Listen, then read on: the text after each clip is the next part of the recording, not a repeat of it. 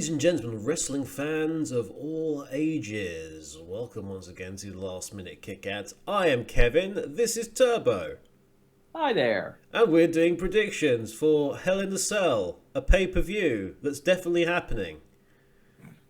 It's totally not half-cocked whatsoever. No, it's totally not fly by the seat of your pants booking. And Yeah, there were totally no focus for this pay-per-view at all for predictions. For channels like ourselves that make these silly prediction contests and whatnot. Yeah. But they have succeeded, though, in one very impressive thing. Because we're recording this the night after SmackDown. Yeah. I don't give a damn about Hell in a Cell now. I literally do not care. I was catching on what happened this morning, and I was just like, wow, really? Wow, really? Wow, really? Okay, sure, fine. This show is dead. Yeah, they're more focused on Crown Jewel, which is after this. Yeah, there's not only is Hell in a Cell dead, but apparently SmackDown's dead as well. So the Bischoff era is going well. Indeed it is. Oh my god. What's on the other side at the same time for SmackDown? Go watch that. It's that bad. Anyway, so we have a third to a half of a card. So we're naturally going to react to only those, and we'll do other stuff on the fly, I guess, when we find out when it is. Which, considering is it this weekend? It is this weekend. It's and this there's Sunday. only like 4 matches announced. Yeah. Those matches are going long. Those matches are going long. This is as bad as what was it? December to Dismember. Oh yeah, that was an absolute cluster. That only had 2 matches announced at the time. Wasn't that the show where I mean, it was a bad situation anyway, but then like Vince was interfering on like every single thing. Oh yes. Every minutia of minutia was being screwed around with. Main event. Yeah. Well, it's got fingerprints all over it. Let's just say that. Mm-hmm. So, of the sheer number of matches that you're gonna see, guaranteed on Sunday, what's number 1, Mr. Turbo? Probably the women's Hell in a Cell. Becky Lynch versus Sasha Banks. Okay. If it could be any better than the last women's Hell in a Cell match, which was Sasha Banks versus Charlotte, which wasn't that great. No, it wasn't that great at all. We could, probably. Women's Hell in a Cells aren't very good. Women's elimination women's elimination chambers so far have been great. Which has only been one. No, there's been a 2, but they very deliberately followed up the second one in terms of storyline and moments and heartbacks and stuff, and it was really good. There's a lot of stuff that just made you sort of cringe in a good way. Mm-hmm. Yeah. So yeah, but no, this is Becky Lynch. We might, she might be able to have something here. This is Becky Lynch, someone who has been performing at a very high level.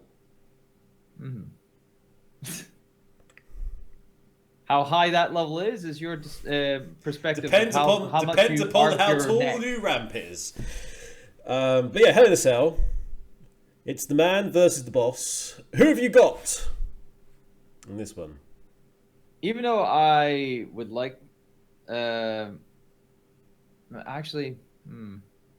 hard to say because, with what's been happening recently and whatnot, you know what? No, actually, we'll do this because we've got the draft coming up next week, and I'm sure Fox wants to have Becky Lynch on SmackDown going forward and whatnot. I feel as though she's going to lose the title to Sasha Banks at Hell in a Cell. So Sasha Banks will be new women's champion.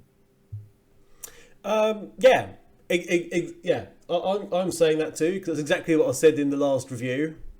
In that they want the face of the women's division on the A show, and I'm still slowly laughing about how SmackDown has become the A show out of necessity via money. They literally, Fox literally can't afford this thing not to be like a roaring success, and so are throwing everything at it, including apparently CM Punk, which is also hilarious. Yeah, they'll want her, so she's going to have to drop the title, and it was the time for Banks to win it. That's it. That's going to happen. Yep. Enough said. That's not. Yeah. It will be a fantastic match with a disarmer through the hole in the cell or something. I'm sure Becky wants to actually climb up the cell at one point. Becky's fucking stupid enough to do it. Yeah. Becky you don't do it. Seth will have kittens, but Becky can hurl herself off of something high. Yeah. Well, let's come out of the cell for a moment for the tag match that pits Roman Reigns and Daniel Bryan versus Luke Harper and Eric Rowan. Kev, who do you think is going to be coming out of this? Luke Harper and Eric Rowan following Daniel Bryan was a heel all along turn. I'm the same. I was like, this is terrible. It's like we're gonna be quite the same on a lot of things. This is the bad thing because it's like, well, much like the Eric Rowan Roman Reigns match last time round, and it's something that Pete's complained about as well. Our champ, the champ is elsewhere as well. You know with these videos. It's sort of booked into a corner again because, okay, so what happens? Either are they going to make an Eric and Rowan win of their own sort of volition here? Well, probably not. Will they make it so that Roman Reigns and Daniel Bryan get their revenge over the two of them? Well, no, because otherwise there was no point in the storyline if they suddenly get their revenge immediately. Or the alternative is that, Daniel Bryan's a lying bastard. And at this point in the career, I'm going with lying bastard. Yeah. This is like, what was it? I was recently, well, granted, everyone's been talking about it, and I did see the OSW review on it, but it was like Halloween Havoc 95, I think it was. Are you going to tell me the Flair Sting thing? Yes. Yeah, that's exactly what I was thinking of. The Horseman match, where just like, Sting gets the hot tag, Sting comes in, Flair comes in rather, immediately punches him. That's exactly what I was thinking of when looking at this match. Yeah. So, I mean, in hindsight, in that match, it was like, I think it was a no contest, I think. But I still think that... you've got two very big people in the ring who will force the referee to make a count, I think. So I still think it would be like... and so Michael Cole can be absolutely outraged on commentary. Yes. Absolutely outraged. He'll put his slightly broken "How dare you" voice on. And that'll be the end of it. Yeah. So 2 down. I hope you're enjoying this so far, guys, because we're already halfway through the card. Yeah. Or halfway through the announced card. The announced card. You know, I wouldn't mind. I was thinking about this the other day. I wouldn't mind if they did like, almost like a Taboo Tuesday type thing. Oh, like get some social media. If they actually said we're not announcing a card. And it ends up being some sort of like weird battle bowl type thing where it's just randomly drawn. Like, okay, like not even the wrestlers know. Not even those. No wrestlers know. Basically, you go out there, somebody random gets a title shot. You know what? That'd be really cool. Just like a one-off. I've got a niggling feeling that maybe this is all just part of Heyman's kind of like working, because back in the day he was booking shows just on the fly on a piece of paper as he comes into the thing, and somehow So make it coherent. That was the great thing about ECW. They just booked on a napkin based on who's there, and it being amazing because Heyman understanding how the wrestlers worked. I wonder if we're gonna have the case again for Sunday night. That'd be great. I don't know. What's number 3? Number 3, we'll go with the most recent announced match for the card: Bayley versus Charlotte Flair for the women's SmackDown Women's title. Well. I'm gonna keep it with Bayley. Why? Okay. I'm going to disagree. All right, so we finally have a disagreement. Finally, I'm going to disagree. Oh, well, you explain why Bayley. I'm going to think this is gonna all rest on this match. No. So I feel as though that Bayley again will like eke out a win, but not as stupidly as last time. Like I feel as though that. I mean, of course, the cell is not in play for this match, but I still think that somehow Bayley will eke out a win and whatnot, and somehow just to get Charlotte away from the title picture, because I'm getting sick and tired of seeing her in the title picture every single month. It's ridiculous. It's like she had like maybe 1 month away from the title picture. Yeah, a month break totally makes things better, but no. And even it was an entire Poochie scenario as well, because when Charlotte's not there, everyone should be asking, "Where's Charlotte? Where's Charlotte? There's a title match here, and I don't see Charlotte. Where is Charlotte?" And with Becky Lynch coming over to SmackDown, I'm sure that she'll go after Bayley. That would make perfect sense. You see? Yeah, because perfect sense. We just switch up the horsewomen around and have them go at it. That makes perfect sense, which is why that's not happening.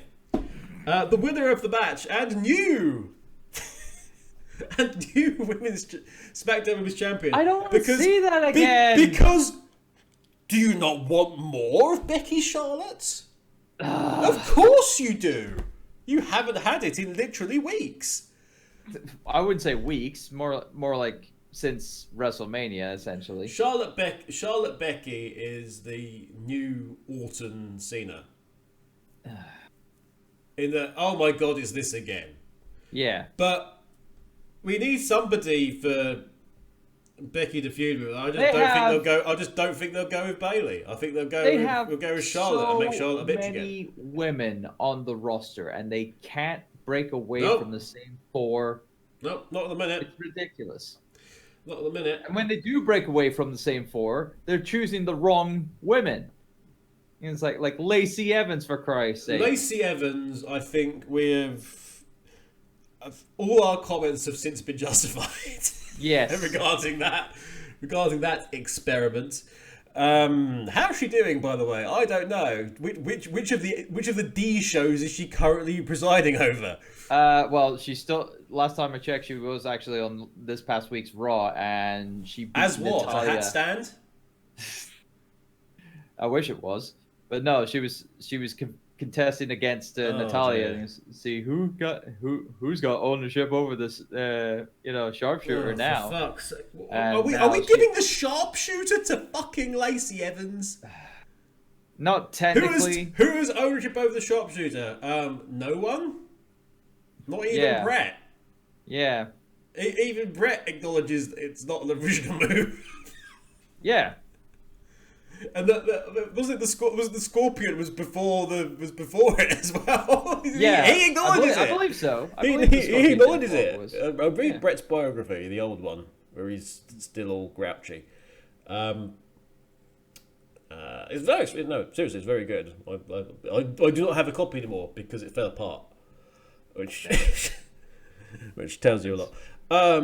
Right, so yeah, I'm going on the basis that they'll put all the popular eggs in one basket, and they'll do Charlotte and Becky over on SmackDown, and then you'll have but you'll get raids from the other two, the angry Boss and Hug connection. That they won't give a shit about the rules and they'll just appear anyway. But yeah, so what's your main event then? Now this is a toughie. The main event being that of we think it's the main event. Being that of The Fiend versus Seth Rollins in Hell in a Cell. I want to say The Fiend should win and have the title, but I think they just might make it a smosh and call it a no contest, because we've had that before. We've somehow had Hell in a Cell no contests now. So. Yeah, because in fact it actually happened last year where Brock Lesnar came in, and then everyone was like, "What the hell?" Yeah. So let's piss off the audience twice in a row. No, I think they might not go back. Oh, damn it! This is really annoying because I keep saying what do you do? They can't go back to the well. What do you do? What do you do in this situation? Because it's like the Fiend shouldn't lose. Yeah. But the Fiend shouldn't win the title. Mm-hmm. We can't have Seth keep winning and losing the Universal title. Which he's only lost it one time and then regained it one time. But I feel again, it's going back to the draft where we might actually. That's the thing. We might see him on SmackDown. Because Fox want the Fiend on SmackDown. So. Well, after recent developments of where the WWE Championship is on Brock Lesnar at the moment. Yeah. Because that's what happened on SmackDown, which obviously happened. And we kind of saw it coming. Not to that degree. Wait. It's you know what's the worst part about that? That match was shorter than the last match that Kofi had with Brock Lesnar at Beast of the East. It's ridiculous. Could we have let this strong champion, get a move in? Would that have been too much to ask? As opposed to just going, we're getting rid of you. It's like Ali. No, it's like Cedric Alexander in it. And ironically enough, another African American wrestler who's been. Well, don't worry, we've got Brock Lesnar now. Yeah, and that's what I think. I feel as though that they're going to transition the WWE Championship to Raw, and then the Universal to SmackDown. Well, because if we're moving Becky, we have to move Seth. Yeah, because they need to keep couples together. So in hindsight, which, by the way, is actually very good of them nowadays that WWE do that and actually recognise you can't fuck with people's lives in this degree. Yeah, because if you do, their lives deteriorate. And we've seen that with many relationships. We've seen that with many relationships falling apart in WWE. So we know that where the Usos are, Naomi's going to be. We know where Andrade is, Charlotte's going to be, and vice versa. Yeah. It's got to be a case. We're moving Becky over, so we're moving Seth over. So the belts are being swapped. Yeah. So Seth will retain then, but it will be a case of like.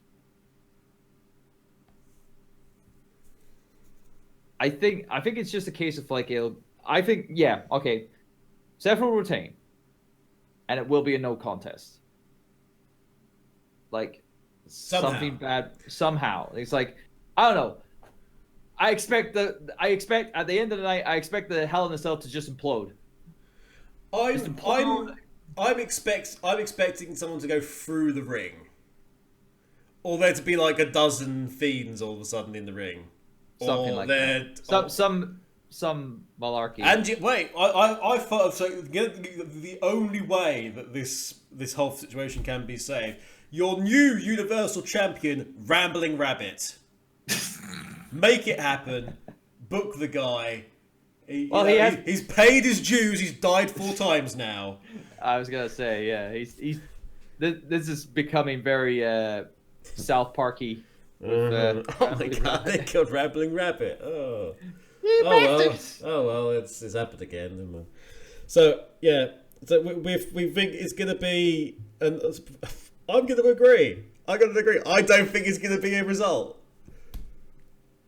It's like we've had it before. They can go back to the well. It's thrown out because the Fiend just destroys the entire referee's locker room. I was gonna say, yeah, he probably attacked. There's just a pile of dead referees around the Fiend as he just by the mandible claw. But yeah, no, somehow Becky gets involved as well. I just can't see Becky not getting involved. Now you're making me think that Becky Lynch will be put into the mandible claw. Oh yeah, I'm absolutely positive that's gonna. Well, granted, she took an end of days. Well, so. Yeah, mandible claws are a bit different because mandible claws are not a nerve hold, so it's just like then we could get the Fiend being all creepy about Becky Lynch pissing off Seth that way. Yeah. So for those of you not keeping track of the the 4 matches, fuck me, I want to say 4 matches. In the battle of Banks and Becky Lynch, we're going with Banks. Yeah. In the battle of Roman Reigns and Daniel Bryan versus whatever they're fucking called now. Oh, they're just called Eric Rowan and Luke Harper, and it's gotta be Eric Rowan and Luke Harper. Yeah, we're thinking that. In the battle of Bayley and Charlotte Flair, you say Bayley, I say Charlotte Flair. Mm-hmm. With deepest regrets, by the way, I say that. And in the Firefly Funhouse Hell in a Cell, we're going for a no contest and a bullshit chant at the end. Yeah. Basically. We have so much hope for this card. We have so much hope. What do you think is going to happen at Hell in a Cell? Anything? If so, put it in the comments of the video. If you're watching the video, if you're listening to this on any of the podcasty madoos like Spotify or iTunes, if you're watching the video, those are available. By the way, you can listen into us and go and check out previous shows and previous commentaries and reviews, etc. It's all there. With the 3 of us, we've been doing this for a while now, actually. Well over a year. Well over 2, I think now. Oh, probably coming up 2 years. I'll double check. Might be the third Hell in a Cell thing that we've done. Mm-hmm. It's going to be the 3rd Crown Jewel, I'm pretty certain. Oh, well, second Crown Jewel, fourth Saudi Arabia, possibly. Saudi blood money. Third Saudi Arabia, because we skipped one. Oh, yeah. Didn't we? Did we just refuse to do one? Didn't we? Yeah. There's been 2, but we refused to do one of them out of just anger. About how awful. Anyway, we look forward to all of that because we're not. But like I say, check it out on any of the other streaming services for the podcast. It's all over the place nowadays. If you want to follow Mr. Turbo, you can do so on Twitch and Twitter. And what are those addresses? On Twitter, it's at TurboXLR, and on Twitch, it's twitch.tv/TurboDrive Live. You can find out everything about LMC, Last Minute Continue, the parent account, from lastminutecontinue.com. We've got our YouTube channel there for the games, which is again /Last Minute Continue, and the Twitter account is LastMinContinue. If you would like to follow me on Instagram, because I have one of those, which is sort of joint for LMC and all manner of just everything, that account is Last Minute Continue there. And it's on Facebook too, and all the rest. Me personally, if you want to follow me on Twitter, it's at the Kevin Eva. For the group as a whole, though, and all things relating to Last Minute Kickouts, it's at Faces in Peril. And I'm on Twitch.tv as well, doing gaming with this fellow a lot of the time. Enjoying ourselves, right? Yes. I hope you enjoy Hell in a Cell. Possibly with a lot of drink. I really do. I really do hope you enjoy Hell in a Cell. We'll add some additional stuff on the Twitter, I guess, when we find out matches. Yeah. Content. On the plus, though, AEW Dynamite was really good. Yeah, it was alright. I enjoyed it. Anyway. But we'll see you soon, everybody. Bye. Bye.